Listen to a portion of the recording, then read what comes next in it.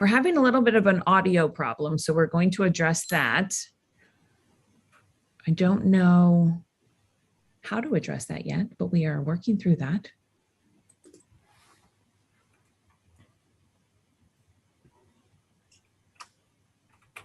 I have mine muted, but that's so we don't have feedback. I can't imagine that's the issue at hand.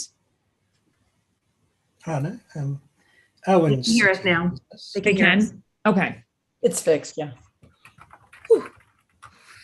Okay, we've had some more people enter. So Donna, you want to start off with some more introductions? Hi, I'm Donna Michalski, and I'm one of the educators at ByWater Solutions, and I am loving seeing David's face. It has been way too long since I saw you last, David, so it's good to see you here. Likewise. I think you're next, Andrew. Oh, dang. Hello, I'm Andrew, Firsty Henry, one of the educators at ByWater as well. Here to squash some bugs. And Nick, you're last. I'm Nick. I'm one of the developers here at ByWater. I'm also here to squash bugs. I like Koha. It's cool.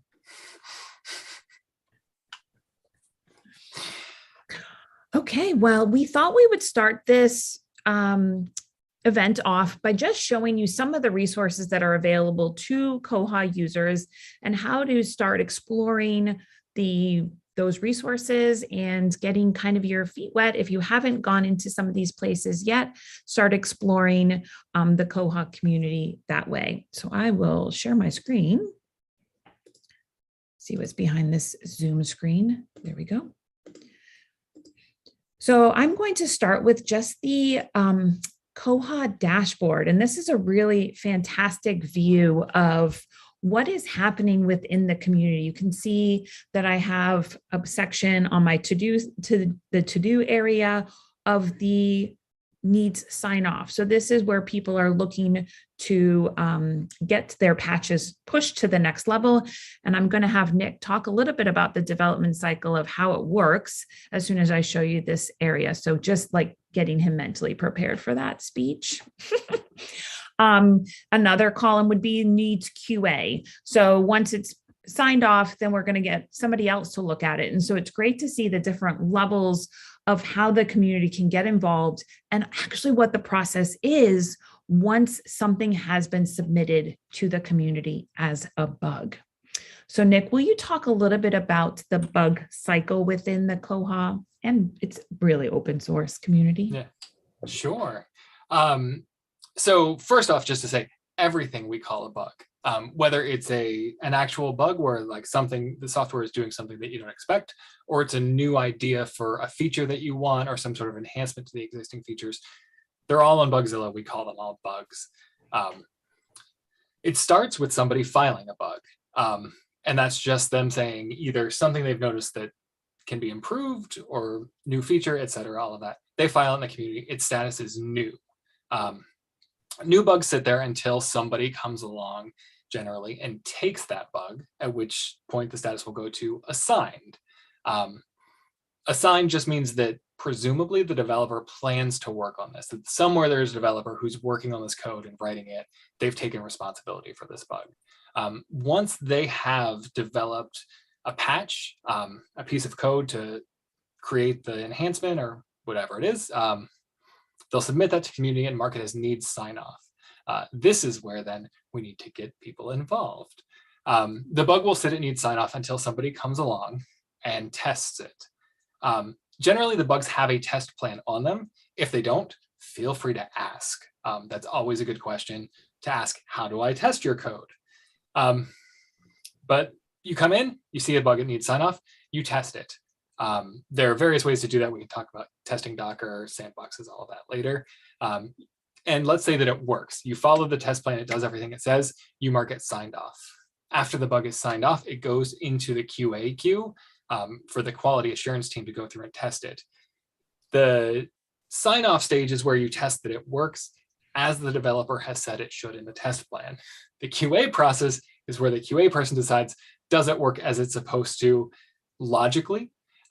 In terms of how Koha currently works, And does it break anything else? And does it follow community standards? So the QA is kind of that bigger burden of making sure that the code is good and everything like that. Let's say it gets through that step. Then it goes into past QA. At past QA, it goes to the final point, which is the release maintainer. They're the one who is taking responsibility for Koha, usually for a 6-month term, to say that they're creating this new release and they're going to decide what goes in or what doesn't. Largely anything that passes QA is going to go in. Sometimes the release manager will decide that a bug needs more work or it doesn't work with something else that they're pushing to the community, and they will send it back for more QA. Now, at any point in time, the bug can get marked failed QA and it goes back to the developer. The developer then fixes the code, makes the updates, or answers a question, moves it back to need sign off. It gets tested again, QA'd again, and forward until it eventually makes its way into Koha. Nick, you mentioned a few roles such as release maintainer, release manager, QA. Those are roles within the community that you can volunteer for, correct? Correct. There are meetings generally before the end of one release cycle to elect the team for the next release cycle.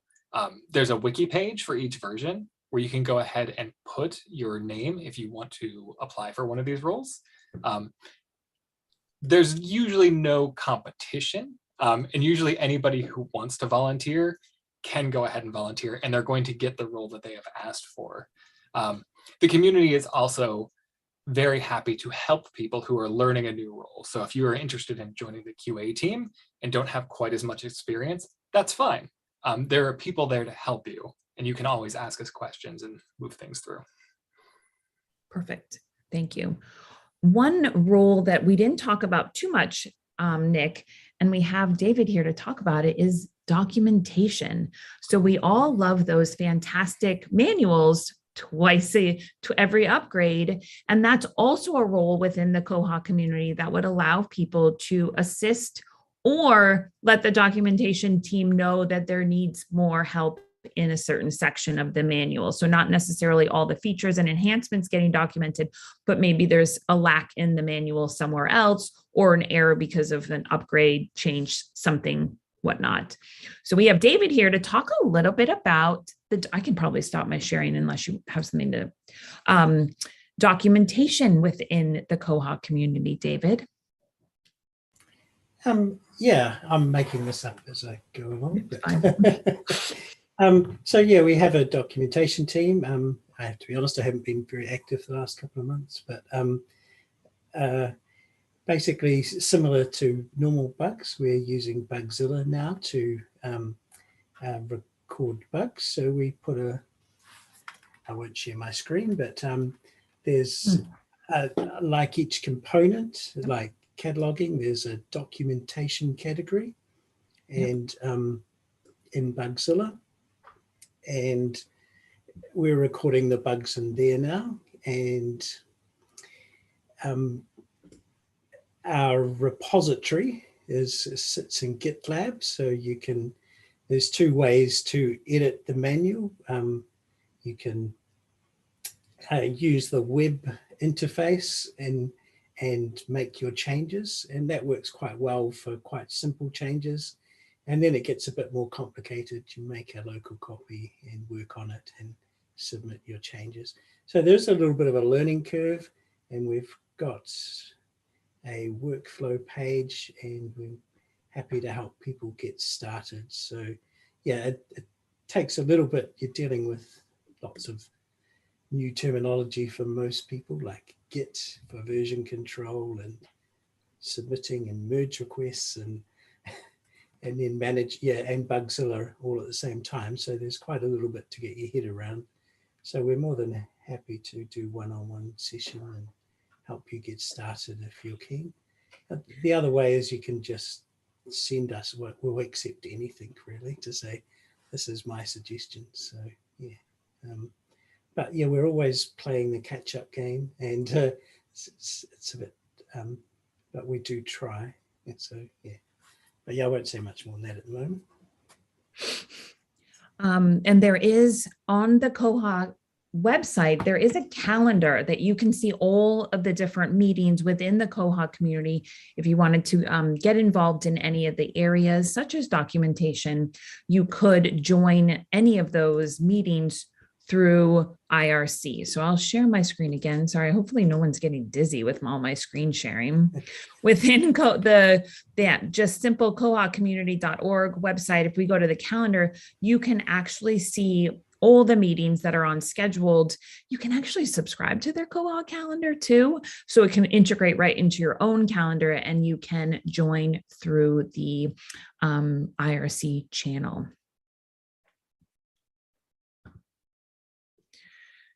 Perfect. So we heard a lot of interesting words in this first section. You know, if you're new to the open source community, maybe bug sounds pretty scary. We heard from David, that is where you're going to be able to put something like, I need documentation on this. You can add a bug. If you would like to see something new added to Koha, that is also a bug. So that's good. And sometimes, oh, this might not work exactly as we thought it would, and that's also a bug. So we use the term bug for all the things that we want to alert the Koha community of something that might need to be fixed, upgraded, enhanced. So it's a good way to see that. Really, it's a happy thing to be able to go into Bugzilla, see the bugs that are being sent out to the community.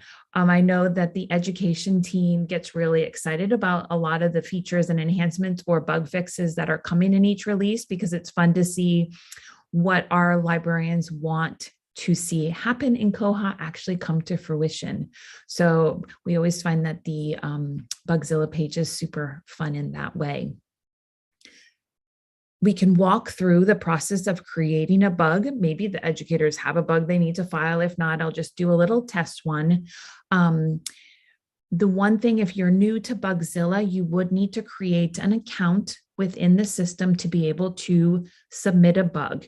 You do not have to have an account to look at bugs and view them. But if you wanted to submit a bug or make a comment, and comments are really helpful too to the developers as they're looking at a test plan or what the person is really looking for, or how this could affect, say, a public librarian would like to see this and an academic said, oh, but what about this scenario or workflow that may be forgotten about? So it's a great avenue to be able to communicate what's happening and how the Koha community can serve everybody. Okay, so I'm sure I'm putting you on the spot, education team, but does anyone have a bug to file? Okay, I'm going to just continue. I'm going to go a few steps, and then if anyone thinks of anything. Once I hit the new bug, you can see I have a few fields that I need to fill out. And trust me to say, I have picked the wrong component many a times, and no one's going to, get mad at you. They will fix it and reallocate it to the correct component. But you can see I have a component here, the one that David talked about, documentation. So if you did want to file something that there was an error in the manual, or you think that there needs more documentation on something, you can file a bug in the documentation area. But you can see it gets pretty granular in the different components that you can file this bug for. Next, once I pick something, it will change that component description to say, this is what it means. So if you may not know what the component is actually referring to, that description will help you in that area.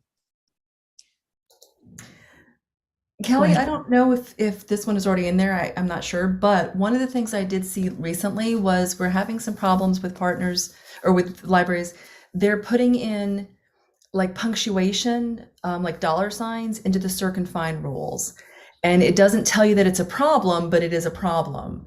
So maybe we can file a bug that says, handles that somehow, either give me a warning or something like that. How about that as an example? That is perfect. Would you consider that the circulation component or the staff admin? Let's look at Probably admin. My thought would be admin because it's not really the checking in and checking out functionality, it's the setting of the rules. So I would consider it as system administration. But like you, I am often wrong. I If we see. get the component wrong here, do the Koha police come to our door?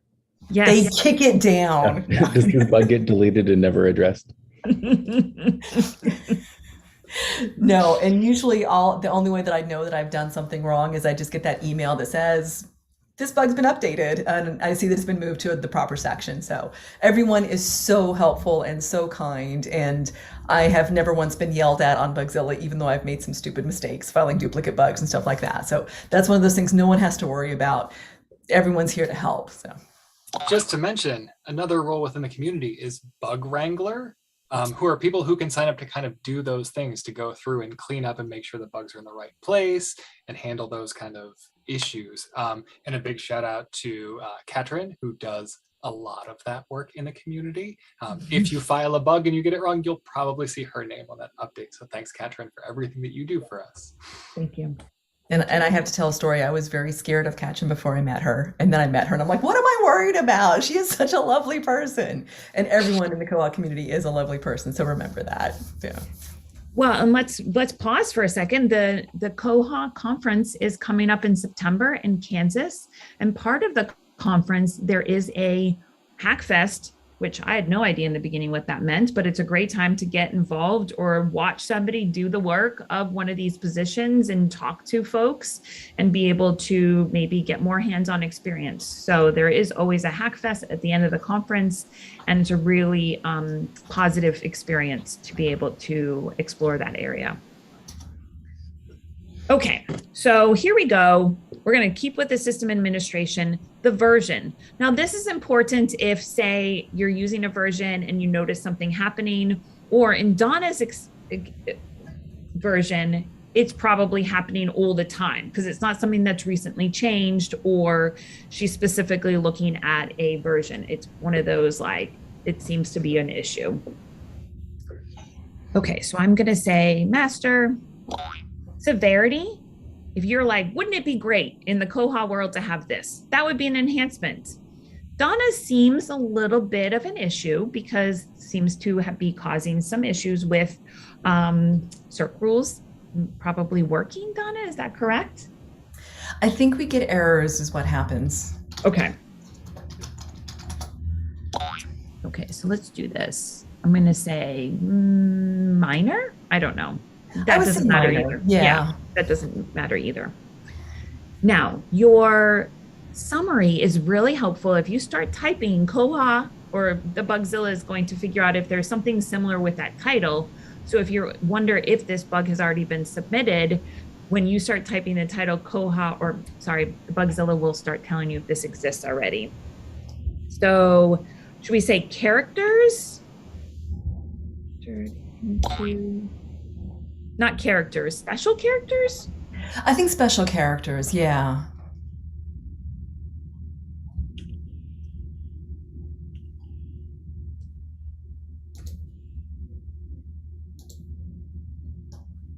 Ooh, okay.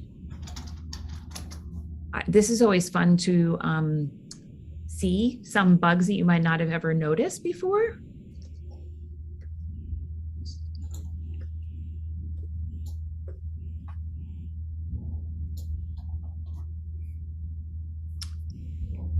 Okay, do you think that sums it up? I think so. Okay, I don't see anything that's causing a duplicate, so that's really fantastic. So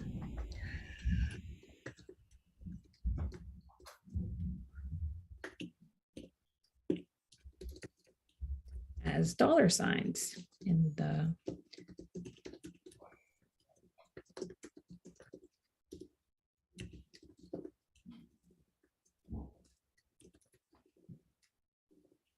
now, it's really fun to see some people's description. Andrew's really fantastic at writing his description because he gives you steps like I did this, and you will see this. And that's really great for anybody looking at these bugs to really identify. So the most information you can give in this description fantastic. You're really honing in on what the issue is. You can also create and add screenshots. So if you really want somebody to see what's happening, you can upload screenshots below, an attachment, and that's another way for people to be able to see what's going on. This causes errors.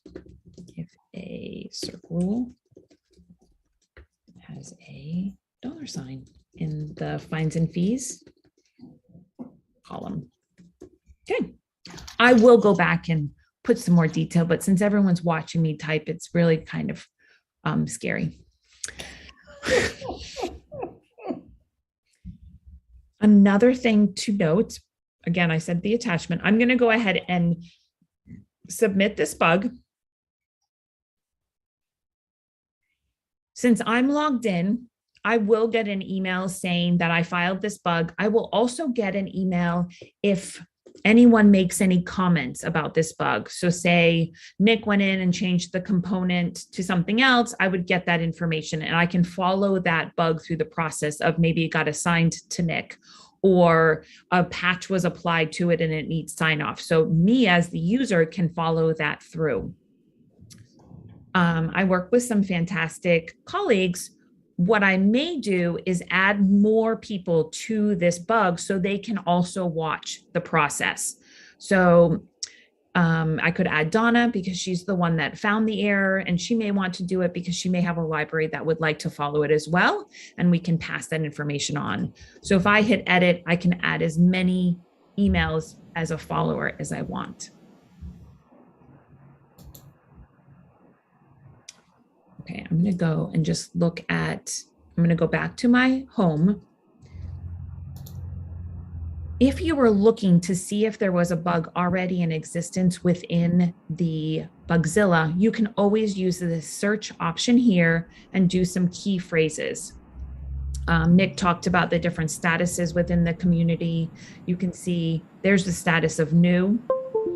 If there are things that are in signed off or failed QA, those will show up. So I picked hold because that seemed to be a popular one. Obviously it is, but I'm looking for something in a different status than new. Oh, here we go. Okay.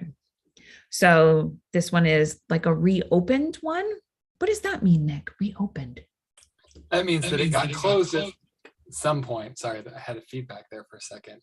That it was marked closed by somebody, resolved or fixed or something. And then somebody came along and said, nope, this bug is still happening. So it's just reopened. Okay, perfect, perfect. So the ones that we feel as though would be a great way to highlight something you can do within the community is find those needs sign off and potentially go through that process of doing a sandbox and going through that test plan as Nick talked about. So that brings me back to the dashboard and you can see that need sign off. You also have 277 other ones that you could look at that need sign off. So the dashboard is just showing me 10, but I know there is a lot more. Can you go up for a second, Kelly? Yep. Just to say, because I was putting out that green link there at the top, that overall bug tracker health status, that is a link. If you click that, I've never clicked this. You will see these are the major and critical bugs. These are the ones that need the most attention. So while as a developer, I often want you to just come along and look at my enhancements because they're fun and I wrote them. Another good place to look is here and these things that really do need attention. And if you scroll down, you see that they list the new and then the need sign off and all the different statuses. Yep, sign off, perfect. What is this column? Major new, critical new, okay. In an ideal world, we would have no critical or major bugs before a release. Yes. But yes. some of these are subjective. So we are going to, I'm actually wanted to pull up one more site, so I apologize. Koha community sandboxes. Within the Koha wiki, there is a place to go that you can find sandboxes to play around in. And we're going to go through working in one of the sandboxes. But if you are ever curious on where to find a sandbox, this website will bring you to all the available sandboxes. You click, and then you can go ahead and create a sandbox. And so we're going to go through that process now. But Andrew created one, but I'm going to create one more while we're doing the other one, so we have a backup. It takes a few minutes to create one. So we're going to go through the process and then we'll look at Andrew's. Very simply, what we need is just to give our name, because that's going to push to the Bugzilla to say who worked on this bug. Your email, so you can follow the process. The name of the sandbox. Let me look at this one.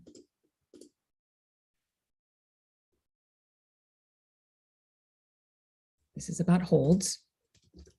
And this is 8367. You can add any information here. You don't need to. You just need to enter the security question on what's the world's first open source ILS. And we'll go ahead and submit that. Okay, so you can see the difference between myself and Andrew's sandbox is Andrew has an access link to both the staff and the OPAC. Mine hasn't quite given me the opportunity to get into that because it's being built as we speak. Okay, I think I've probably talked a lot. So maybe Andrew wants to sign off on his bug that he's created for us. I'm going to stop sharing. He's super happy. I can see he's so excited. Oh, sure. Let's see. Let me grab my window again here. Thank you. No problem. Just have roughly 1,000 things open.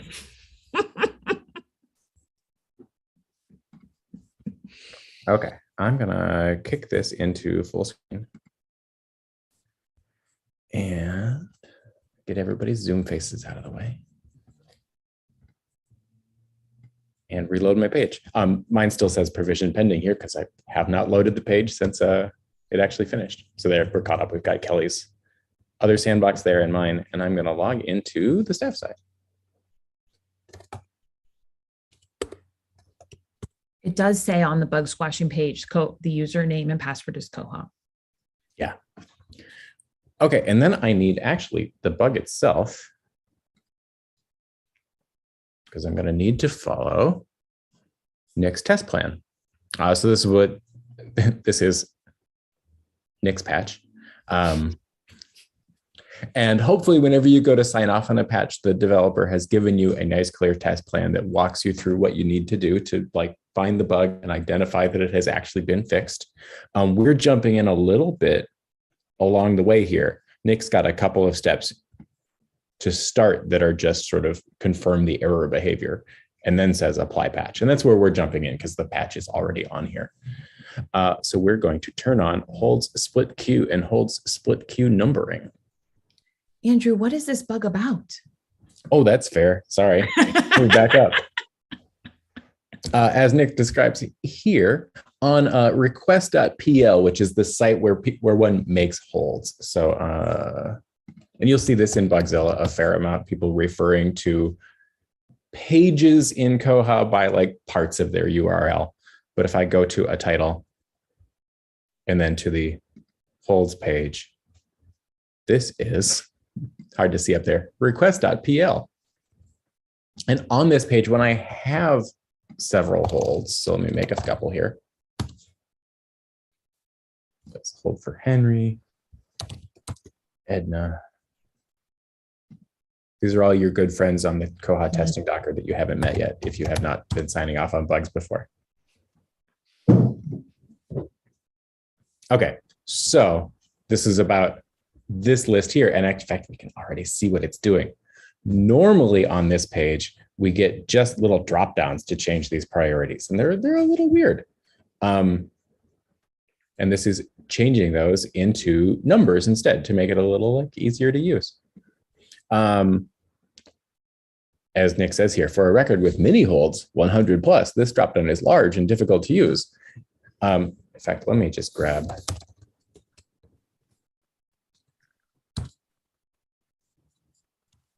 another test site. Just to show you again what this normally looks like.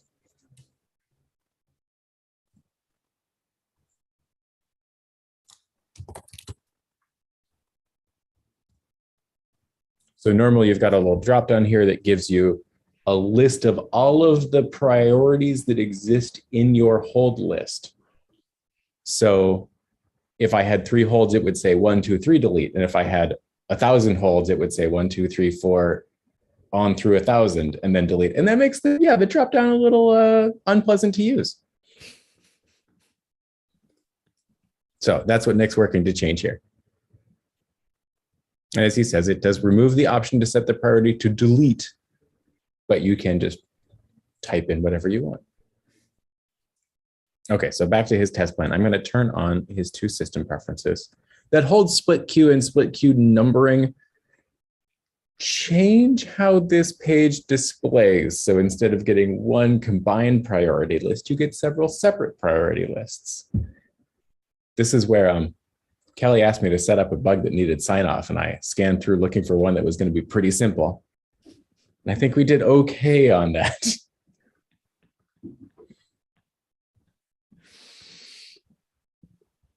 You did amazing, Andrew. Thank you.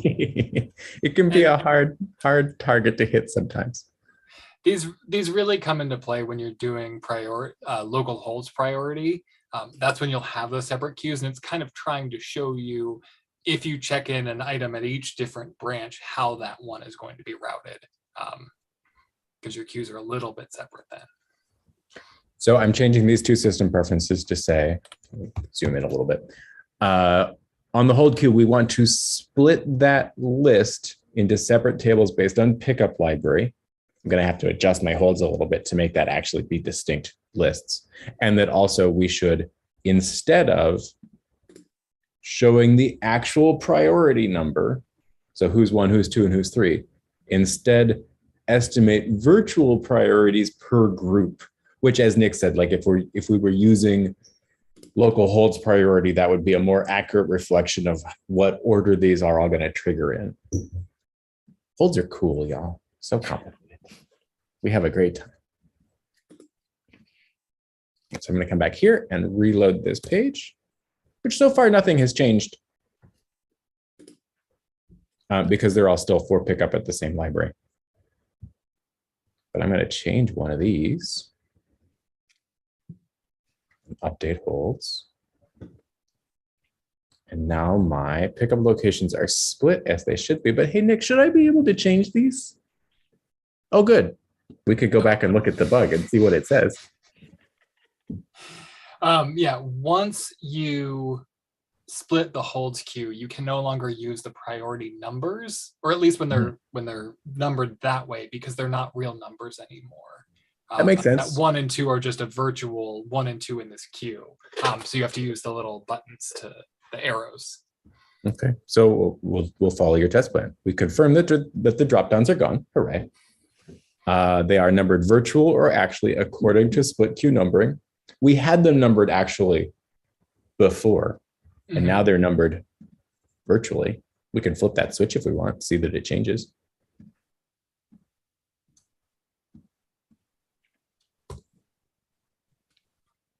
And there it did. We've got 1, 2, 3 instead of 1, 2, and 1 like we had a second ago. Confirm priorities. Oh, no, that's what we want. Confirm with all values of hold split queue. So if we switch this one around, and again, we kind of did this inadvertently, but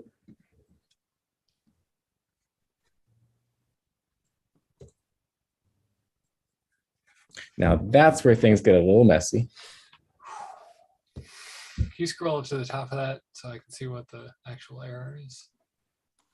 Koha hold object. Now, if you were not lucky enough to be sitting on Zoom with the person who wrote the patch, this would be the point where you would mark this failed QA and copy some of this error message, maybe like, yay much, enough to let Nick get started. Ultimately, he's probably going to have to go put this patch on his own testing site and play with it and figure out what's going wrong.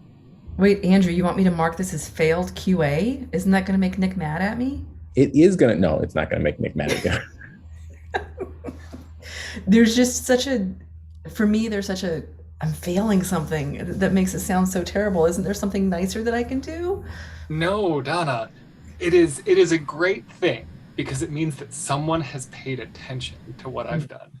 I have put this code, this beautiful little baby out in the world, and somebody has come along and said, I love this. I want to make this real, but it doesn't work.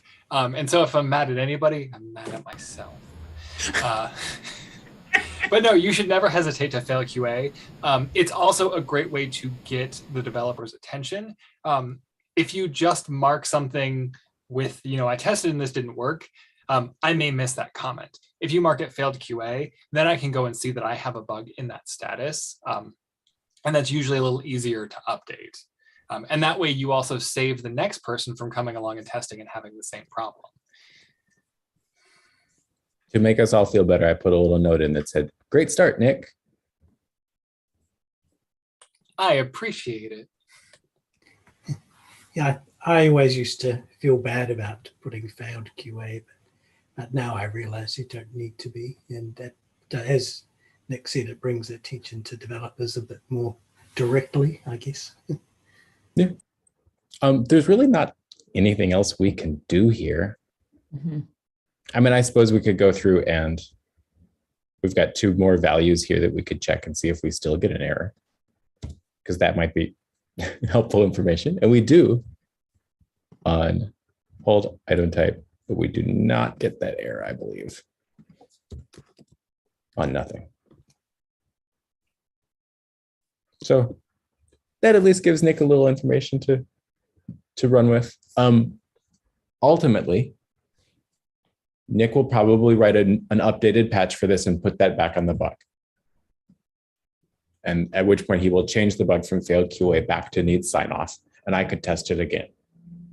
I would need to make a new sandbox because this sandbox has the old version of this patch applied.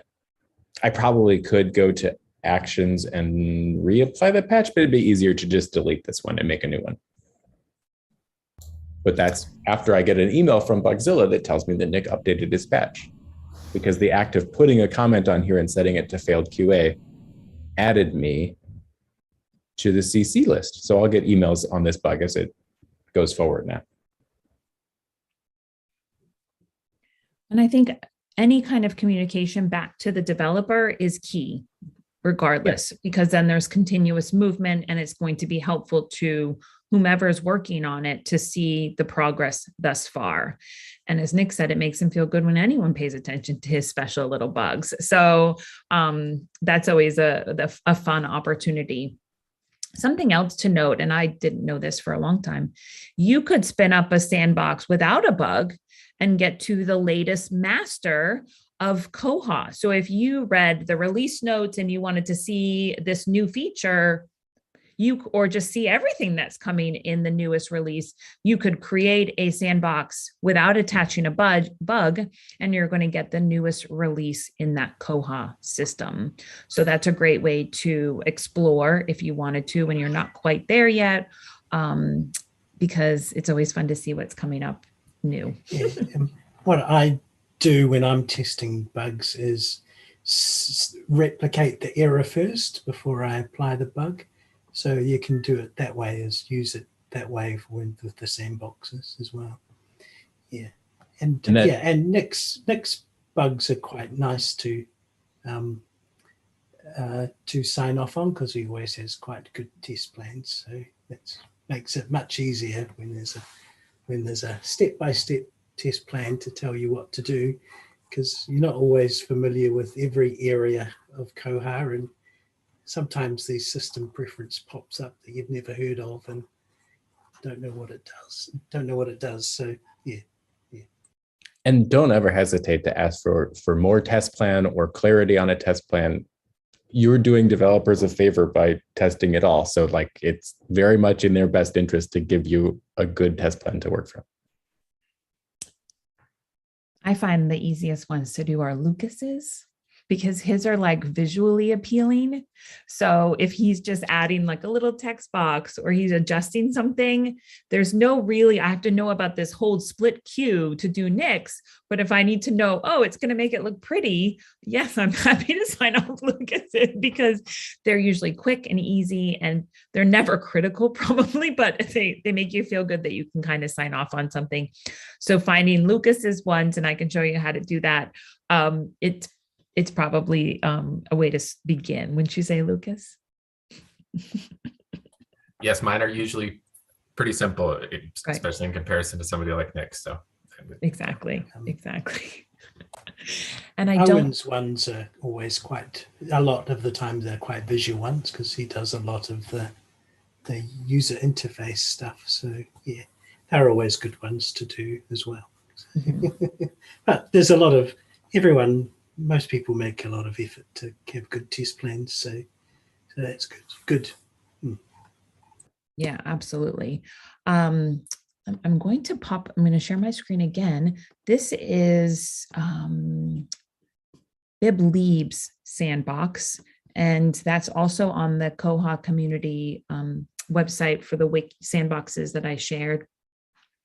And what we like to show about this one is they are working on an electronic resource management module for Koha. So this sandbox is the beginning stages of an ERM within Koha. So I know it's really exciting. So you could kind of like peek over here and just look. I don't think there's a much here, but it's fun to look at and see kind of progress. I know I get excited when I see new modules or new buttons like item search and get really excited, but adding new features into Koha is, super exciting. And what we're all kind of moving forward to do is to make Koha more awesome than it is today, which I think is pretty awesome today.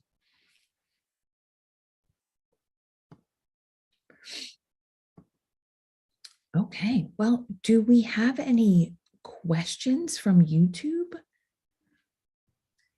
Just some comments about if you do have to fail something, just to come back to that, don't hesitate to mark it. Don't be shy. Don't hesitate. Thanks, Katrin.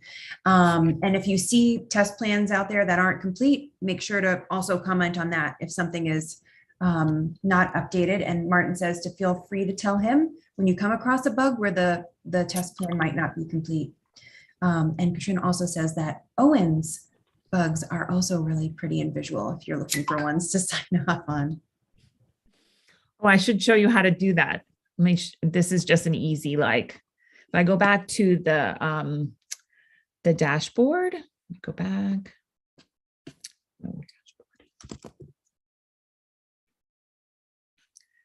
And then I go to need sign off.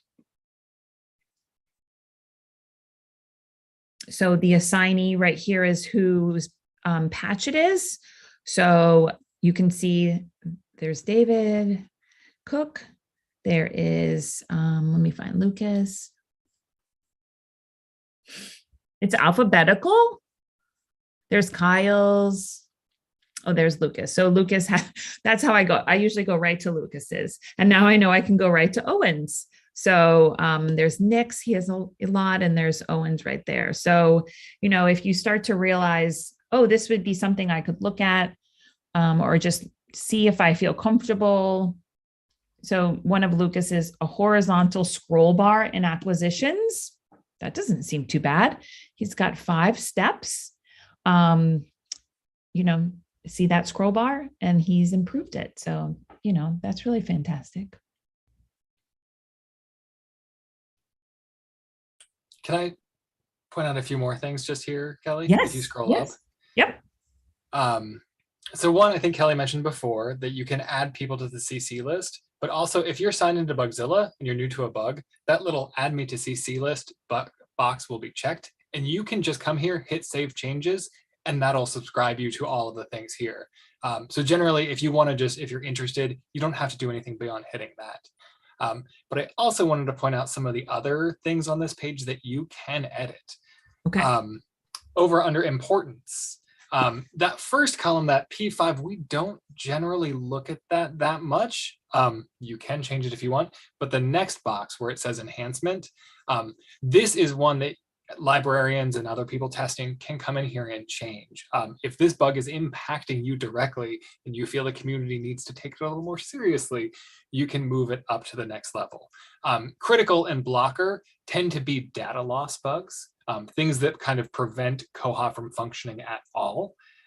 Major is kind of the next step where it's like, this is impacting workflows, this is making life hard for people. Normal is, I don't like this, but I can work around it. And minor is, you know, this would be nice. This would be nice.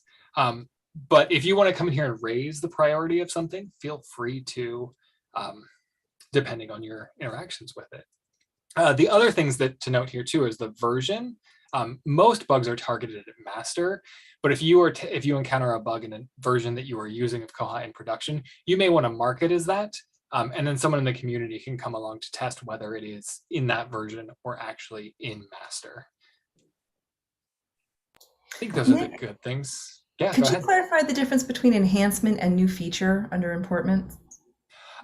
So new feature is when it's really a kind of new area, something that Koha didn't do at all before.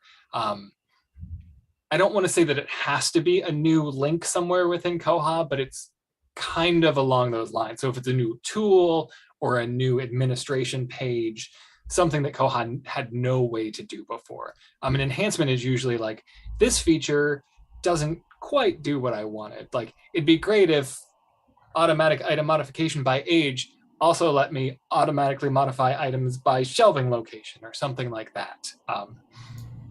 Kind of those things. The other one, the reason that this occurred to me was because under assignee, see how Lucas has assigned this one to himself? When you were going through that list back there, Kelly, there were a whole bunch that were need sign off, but also assigned to nobody. Which means us developers did a bad job of taking the bugs when we did them. You also, I think you can vote, which don't always look at, but is actually a good thing to have to see. If you click vote, I think you have a certain number of votes per time period that you can assign to something. There you go. You have 200 votes allowed. So you can allocate them to the different bugs that you want to see. And developers actually can search by this and find the bugs that have the highest votes. I don't know that we all do, but we probably should. I believe that there was just a conversation in one of the listservs about voting in Bugzilla. I was just going to say there's an active conversation on vote possibility in Bugzilla on the Koha mailing list right now. Oh, yeah. And these are my votes that I've voted. And when they're crossed off, that means it's already done. Like my, not that maybe my vote didn't count, but I can see it. I know that this is happened and this has happened and this has happened. But I can certainly add more votes to add published on column to missing issues table. And you could remove, for ones that have already been fixed, you could take back your votes because you need them. You want to put them elsewhere. You don't want to keep having them on that one. Exactly. If I could go like that. Yeah. Okay, perfect.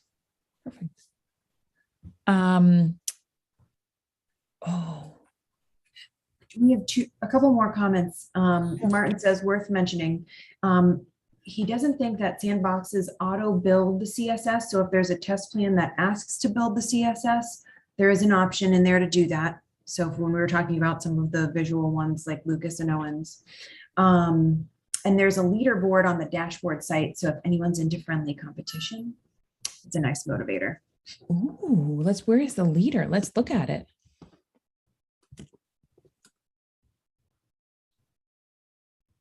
Now, I will say that was one of my motivations when I was testing bugs to get my own testing Docker instead of using the Sandboxes, was that I wanted to personally get credited. Because yes, I'm a glory hog. I like to see my name there. So if you scroll down, Kelly, just a little bit further, right there, there you go. Rescues, sign-offs, past QA.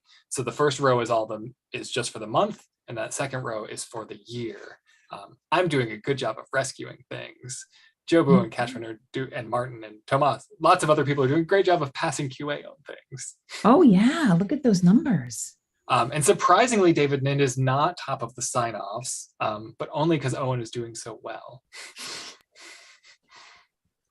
Well, Lucas is right there too. Look at everybody. What's a rescue, Nick? So I believe that it qualifies as a rescue if something was in failed QA or some sort of other status that it couldn't move forward, and you restore it to a needs sign-off status. So essentially taking bugs that have been blocked and unblocking them. Martin knows for certain. I'm not sure if that's exactly the right description. I'm hoping that he answers somebody in the chat. So if you ever sign off on something, your name will appear on this list right here. Let's see. Oh, Jesse's on there. Kelly's on there. Speaking of signing off, would you like to try to return to Nick's bug? Yes, I would. Let me stop sharing. You can pull up your screen, Andrew. Why did it get fixed? Well, that remains to be seen, but that is the hope. Okay. Yeah, I was just thinking like we never got to the part where you actually say like, signed off. So that's good. If we can sign off, it would be good. Yeah. Okay. So as discussed, I deleted my old sandbox and made a new one. And this time I didn't put the bug on first. I'm going to do best practices and follow the test plan entirely. That does mean I accidentally closed the bug. 30207 maybe? 270. Oh, that's really close. Yeah. You were close.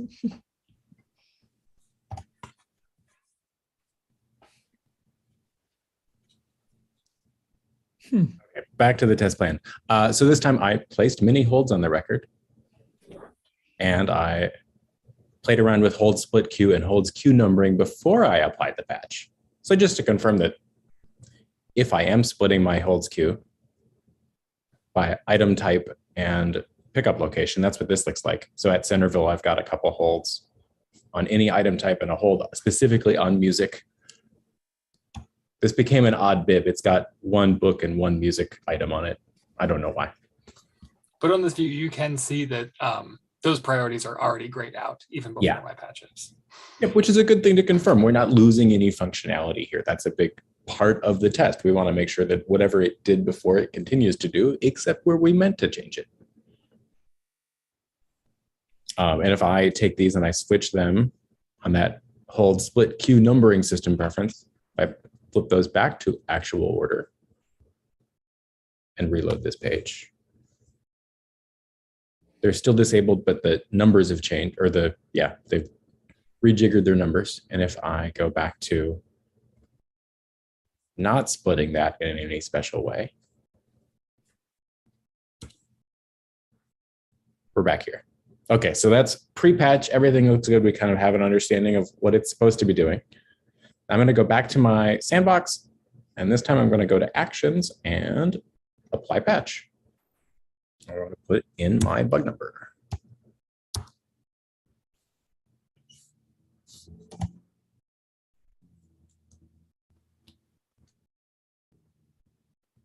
Let's think about that for a second.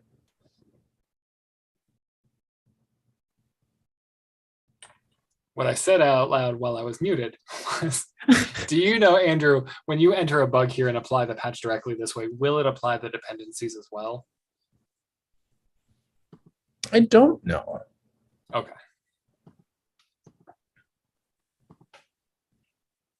The answer is no. Why did it not? It didn't apply the dependencies. It was trying to apply them, but they didn't come through correctly. Well, that answered part of Nick's question. I like the sentence, everything will be left dirty. If we look back at Nick's patch, this line depends on. The code here is based on code that was written in this other patch. And really, truly, I should have noticed that to begin with. And I probably should have signed off on this patch first to kind of follow that chain. I think your sandbox may not be up to current master because it applies clean for me. Oh, well, now we've gotten deeper into the weeds, y'all. Yeah. But can we go back to your dev box, Andrew, just to show Sure. that drop down one more time that folks will see just those action options? Yeah. So there's that build CSS that somebody mentioned in the YouTube chat. So if there's a task involved there. Yep. Or like if you'd made some changes to your searching, you might need to run a zebra index or an elastic reindex. Restart services. There are a bunch of things that Koha's sort of always holding in the background, like cached values and things that often after applying a new patch or making a big change, you'll want to hit that restart services button, which doesn't like delete any of your data. It just sort of tells Koha to stop and restart all these processes that it's running. It never hurts to click it. And then Andrew did that apply patch because you can see his squash that Sandbox doesn't actually have a bug attached to it. So he did it blank and then wants to apply that patch for that bug. For some reason, it didn't like that particularly well. Yeah. And then finally, if everything went successful and you feel really good about the process, then you click sign off patches, and that will automatically update Bugzilla that you have signed it off. And then it moves from that need sign off to sign off, which that saves you some extra work. Since it was happy the last time when I just applied it from the get-go. Mm-hmm.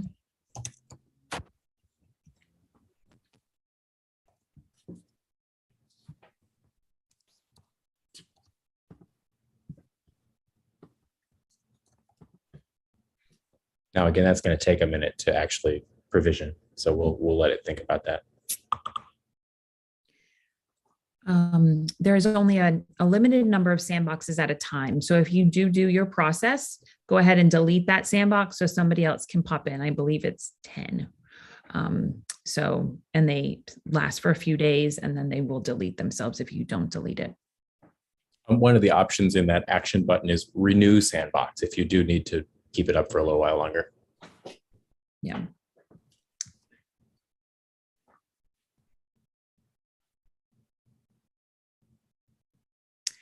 While we give it this a moment or two, Jesse, any other questions or comments from we lost David and David's coming back. Sorry, go ahead. Martin said that rescued equals removed or failed QA or removed patch doesn't apply. Okay. Perfect. Thank you, Martin.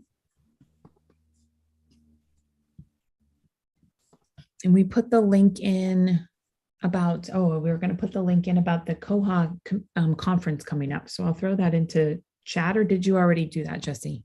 You did. Okay, perfect. Wait, there's a conference coming up. Tell us more.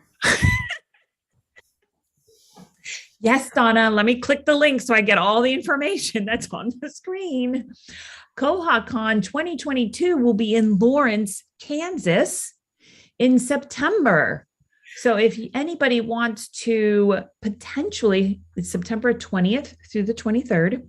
If anybody is thinking about doing a presentation for this upcoming conference, that will be open soon to be able to present any presentation, what do you call it? Like submissions, and probably registration will be open after that, and it will be super fun.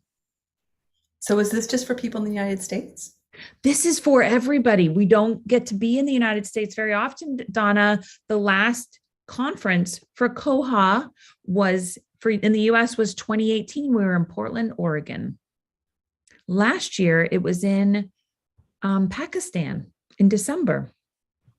So this is a chance to see all these international famous Koha people from all over the world, right? Mm-hmm. Mm-hmm. And go see Kansas if you've never been to Kansas. So it'll be super exciting. I found out Lawrence is where KU is, the college, which I had no idea.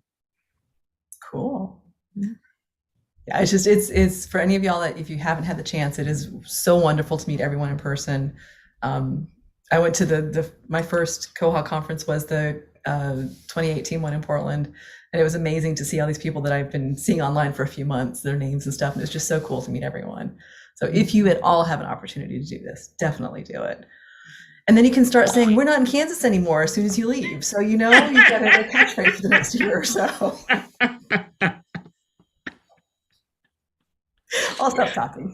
Or if you have any red ruby shoes, you have your opportunity to wear them in Kansas. Whatever. Just waiting for a lot of my bug reports to get failed with, we're not in Kansas anymore. It stopped working. Please, we're just a little over an hour and I don't want to take too much of people's time. And I appreciate everybody that's in this Zoom and everyone that's watching YouTube. If you have any questions at all, please do not hesitate to reach out to the Koha community, to your ByWater folks, log into IRC, ask those questions. When I say it, they want all the comments and suggestions that you have is true. Like, let's make Koha better and better and better, which makes everybody happy. So please, please, please do not hesitate to get involved in any way you feel that you can. And we're happy to see anything happen. And thank you all. You're amazing. Thank you, Kelly. You've been an Thank awesome you, part of Kelly. this. Thank you. Have a great day. Everyone.